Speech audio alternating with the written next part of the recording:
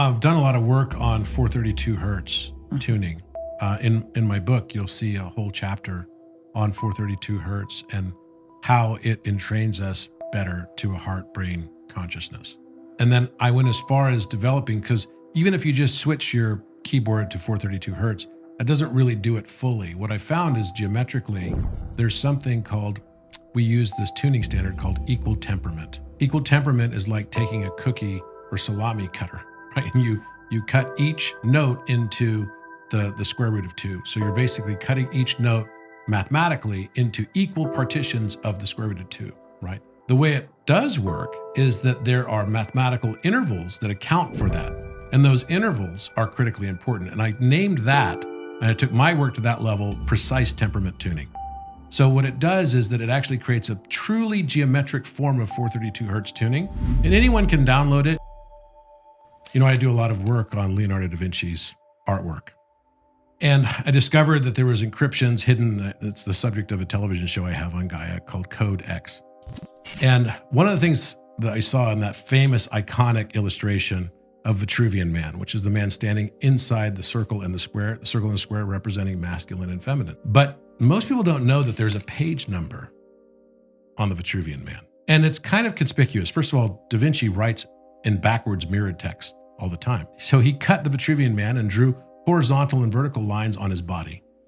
And no one really knows why, but if you read the text above it, which is in backwards mirrored text, also in backwards mirrored text, it says that the man is cut into 14 parts.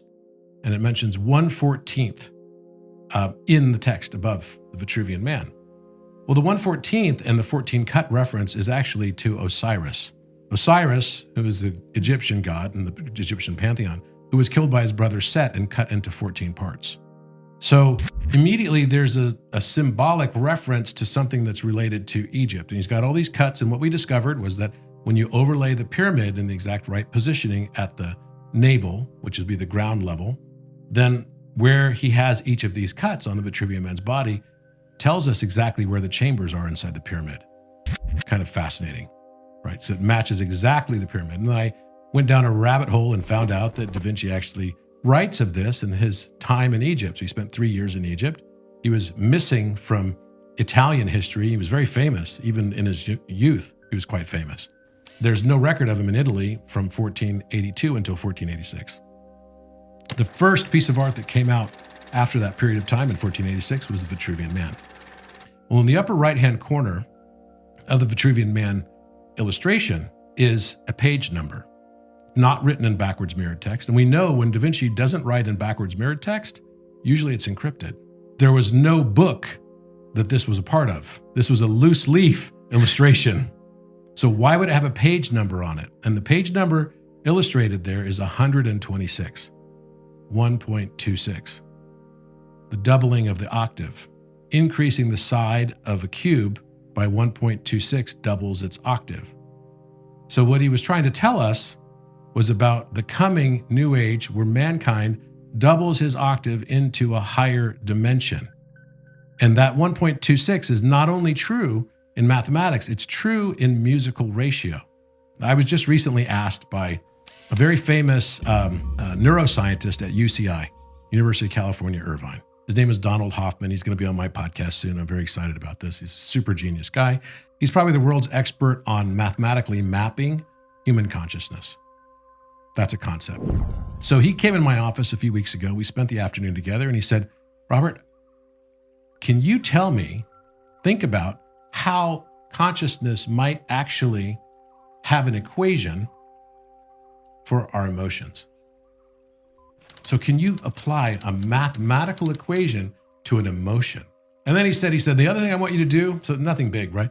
The other thing I want you to do is I want you to figure out how the universe spreads itself from the number 1 into all of its divisions, the many divisions of the number 1, like the Latin phrase omnia ab uno, many from 1, and then e pluribus unum, which we have on the dollar bill, which is, the opposite of that, 1 from the many, and then returns itself back to 1. So these are the 2 questions he gave me as a challenge. He's like, these are things, and he brought another famous mathematician with him named Chetan Salhotra, who's also a university professor.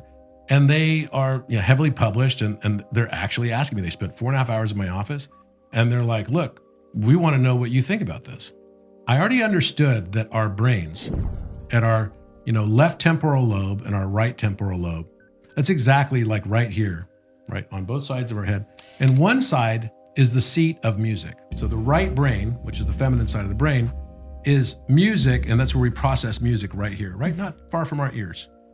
On the other side of the brain, so the left temporal lobe, it's where we process mathematics. So there's this concept of mirror neurons, right? And how people can mirror mimic. The same thing happens within our brain. And so you could say that the visual arts would be in the occipital lobe, in the back of our brain, on the right side. And then what we call the material sciences would be the representation of that manifested form, art imitating life. So then we have biology and chemistry and physics over here, right in the back of our brain. They're visual sciences rather than visual art, but actually they're the same thing, just looking at it from two different angles, because everything we understand in the visual material sciences first had its emanation as an idea on the other side. Plato's realm of form teaches us that as well. So I started thinking about this. Okay, well, can music create or be a catalyst for emotional response? And what do you think? When you listen to music, can it bring on different emotions for you? Well, then there must be a mathematical relationship, because mathematics is just a numerical form of music, and geometry is the sound that we experience with our eyes. And therefore, I could even argue that music is just the geometry that we experience with our ears. So then maybe what are the different waveforms of music that could cause us to feel different emotions, like joy, like happiness or sadness, or there's a villain entering? And so you look at movie sets, and we're here in LA area, so everyone here has studied some form or another of like how to set up studios and everything, something I've never studied. But one thing I do know is whenever a villain enters a movie, they always play a chord in the background. You know what the chord is? If you want to create fear in someone, you play a low frequency sound, right? And it's like agitating. It's like, ooh, what is this? It gives you this weird, eerie feeling, right? Well, the sound they play whenever villains enter or Darth Vader comes in, it's like dun, dun, dun, dun, dun, dun, dun. Well, that's diminished fifths. The diminished fifth is the relationship that always is associated with devilishness, and like the villain is coming in. So all the minor chords, which are generally, you have to use a lot of black keys for the minor chords on the piano keyboard. Generally, the minor chords bring what we would call negative emotions along with them. We can entrain people sympathetically to those resonances, and we can agitate fear-based states just by playing minor chords all the time.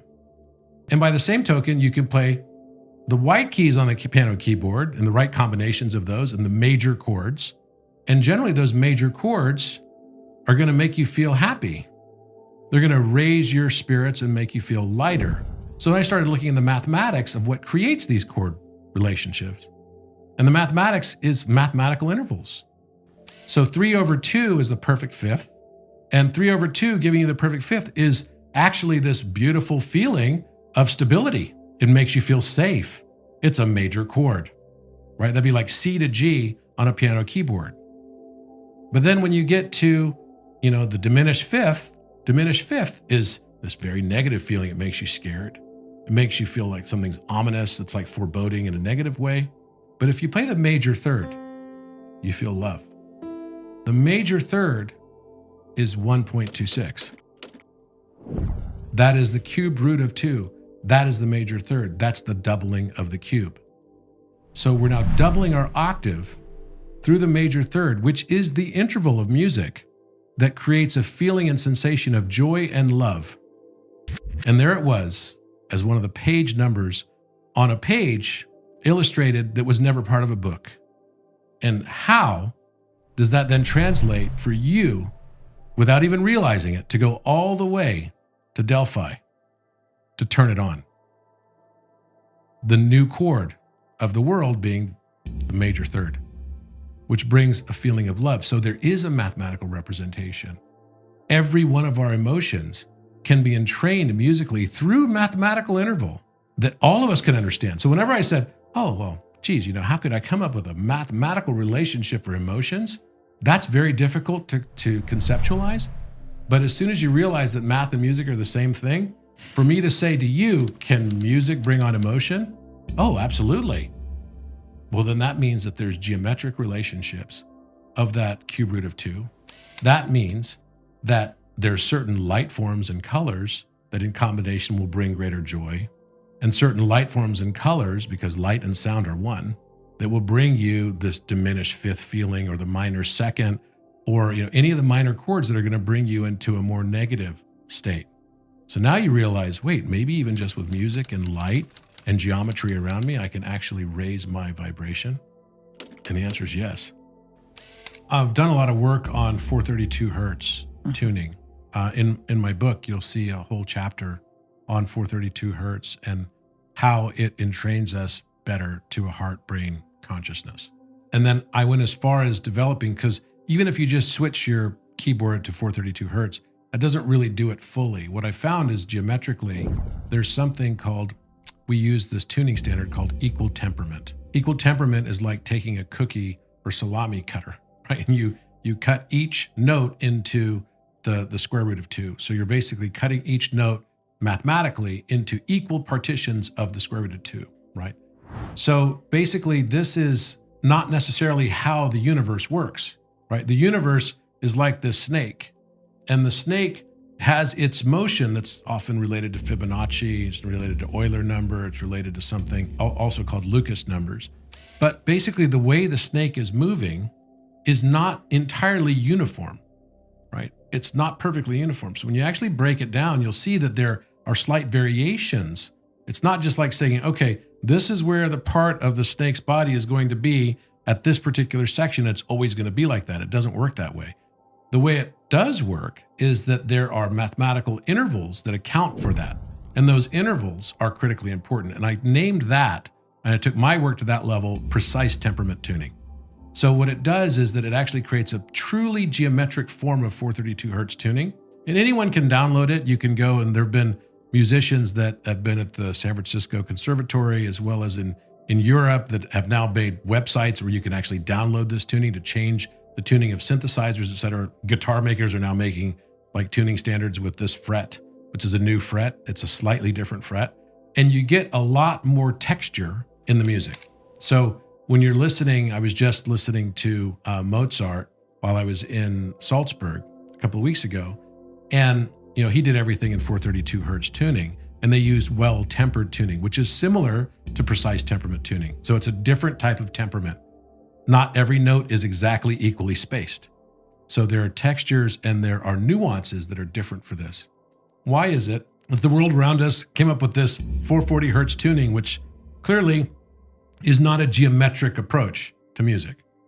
Because if you look at the sum of angles of all geometric forms, and as I said, geometry is the sound that we experience with our eyes. So if you look at the sum of angles of all the geometric forms, they will always sum to 9 in numerology, without exception. So numerology would be another way of saying digital root math. So all you do is you take a number like 27. What would be the numerology of 27, or digital root of 27? Would be 9, because 2 plus 7 equals 9, right? So 45 would also be 9, but something like 16 would be 7, 1 plus 6. You just take whatever the number is and collapse it down into one digit. So it's like a cataloging system for numbers as well. This is all in my book as well. It teaches you a whole new way to see pattern in number, right? This is an important part of it. And so when you start looking at it in that sense, then you say, well, wait a minute, every geometric form comes out to the sum of angles that is the number 9, without exception. So we'll take a square. 360 degrees are the sum of angles of a square. 3 plus 6 plus 0 equals 9. After a square is what? A pentagon, 5 sides. The sum of angles of a pentagon is 540 degrees. 5 plus 4 plus 0 equals 9. Then after that, you would have a hexagon, so 6-sided object, right, in a polygon form. And you add the sum of its angles, it's 720. 7 plus 2 plus 0 equals 9. So you can literally take the translation of those geometric shapes, and you can apply it to music by just going straight crossover from sum of angles in degrees to hertz frequency. So what happens when I play on an instrument 360 hertz, right, which would be the sum of angles of the square? Well, that's an F sharp. Then the next one is 540, which is a pentagon. So if I play that 540 hertz on a piano, that's going to give me C sharp, right? Then the next one is going to be 720.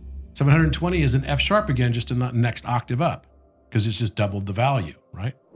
If I keep doing this with all the polygonal forms, guess what? It plays a perfect F sharp major chord in perfect 5-part harmony.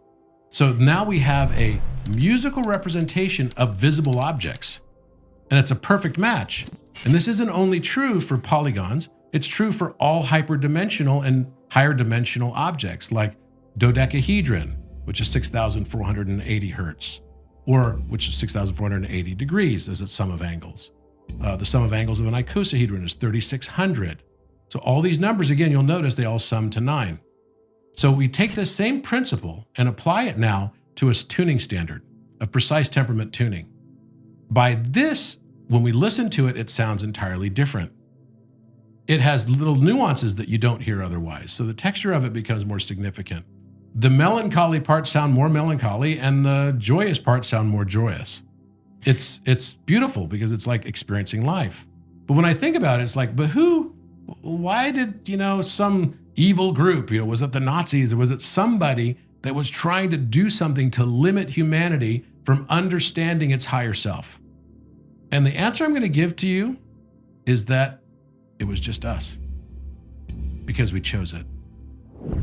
You asking the question, why is it that I have to experience this negative waveforms of music? Who's doing this to me? And the answer I have to you is that, yes, technically, there would be people in your matrix, right, in your world, who would be wanting you not to ascend to higher levels of consciousness. Or you could look at it and say, but I'm the creator of all that is. So if I'm the creator of all that is, then I have to ask myself the question, not why did that happen to me? Because 90% plus of what happens to us didn't really just happen to us. It's what we believed happened to us.